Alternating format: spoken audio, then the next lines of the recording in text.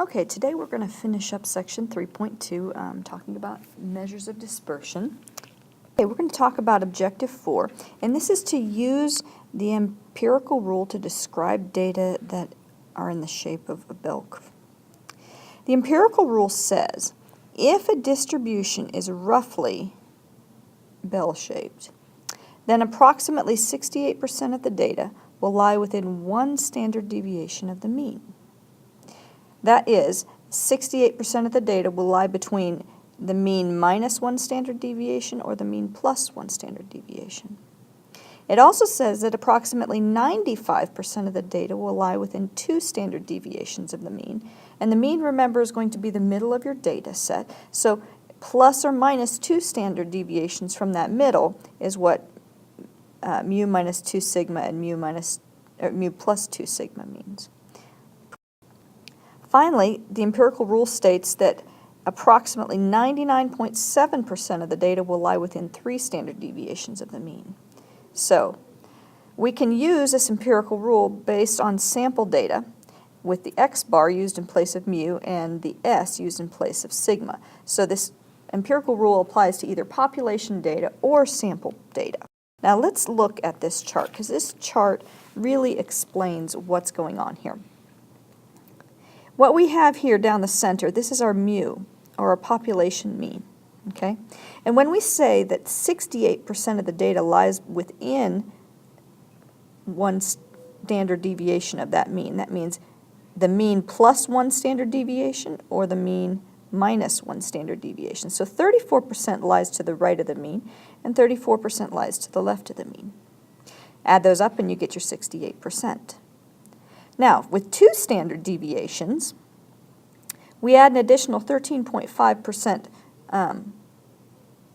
to that. So, what was that? That was 95% of the data lies within two standard deviations of the mean. Okay, so we have, let's see, 47.5 on one side and 47.5 on the other side. Okay. And then the third part of it is that within three standard deviations of the mean, we have 99.7% of the data. Notice that that little bit of data out here, there's not very much left, you know, less than 0.3% of the data is going to be in those tails, okay?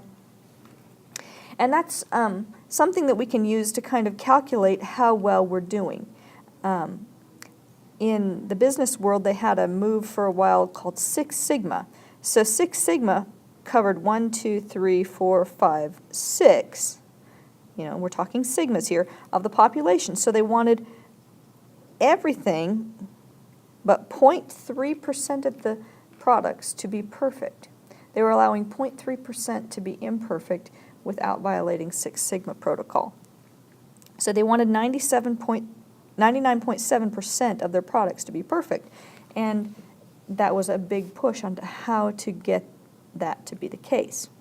But that's a little bit about that. So here we have an example using the empirical rule, and here we have the HDL cholesterol of 54 female patients of a family doctor.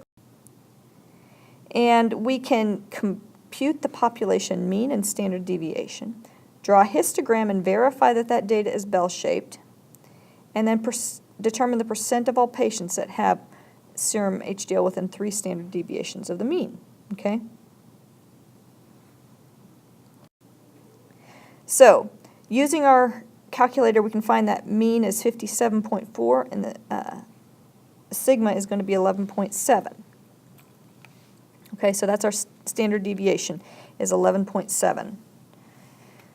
So if we look at this, 57.4 is the mean, right? And plus 11.7 means that up one standard deviation is 69.1 and down one standard deviation is 45.9. Okay, so you can actually put the cholesterol levels here that form 1, 2, 3 standard deviations above and below the mean, okay? So what we can say is that 99.7% of all the patients have serum HDL within 3 standard deviations of the mean, And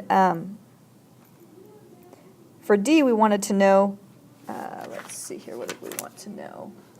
We wanted to know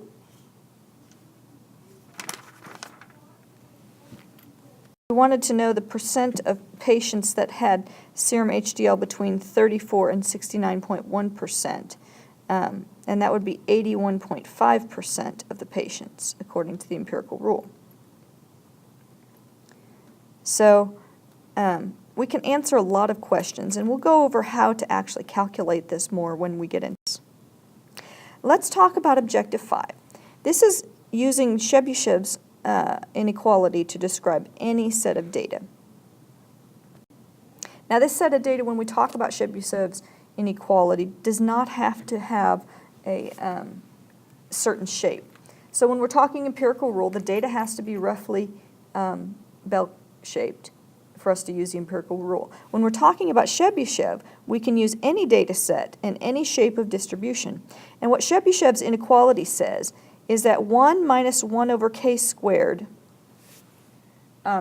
times, this should be a times, not divided by,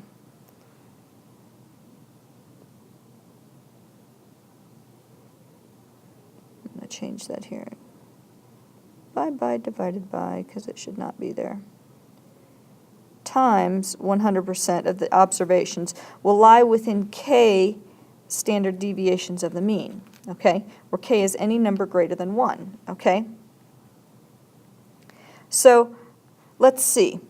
If we want to talk about how to calculate this, and we want to know how many percent of the observations are going to lie within 2.5 standard deviations of the mean, then we're going to get 1 minus 1 over 2.5 squared times 100. 1 minus 1 divided by 2.5 squared times 100. And that's going to be 84% of the data will lie within 2.5 standard deviations. And this is nice because what I've shown you is that even if you don't have a certain number of, an even number for your number of standard deviations, you can calculate it for any shape distribution and for any number or partial number of standard deviations. And it says at least that many observations lie within k. Could be more, okay? But at the very minimum, you can count that 84% of the data is going to lie within 2.5 standard deviations, okay? So that allows us to make a lot of decisions as to how much accuracy we want to prescribe, or what kind of level of precision we're going for. So here's another example. Using data from our previous example, determine the percentage of patients that have serum HDL within 3 standard deviations. And plugging this into, and we're using k equals 3 here, into Chebyshev's inequality, we get 1 minus 1 over 3 squared, which is 1 minus 1/9, which is going to end up being 8/9, which is 88.9%. So determining the actual percentage of patients that have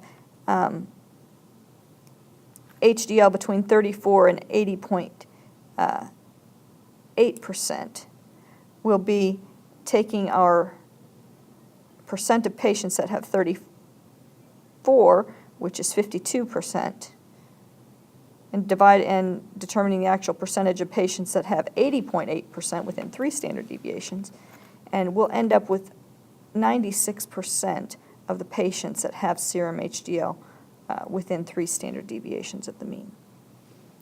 And we will go through, again, more of how to do these calculations in class.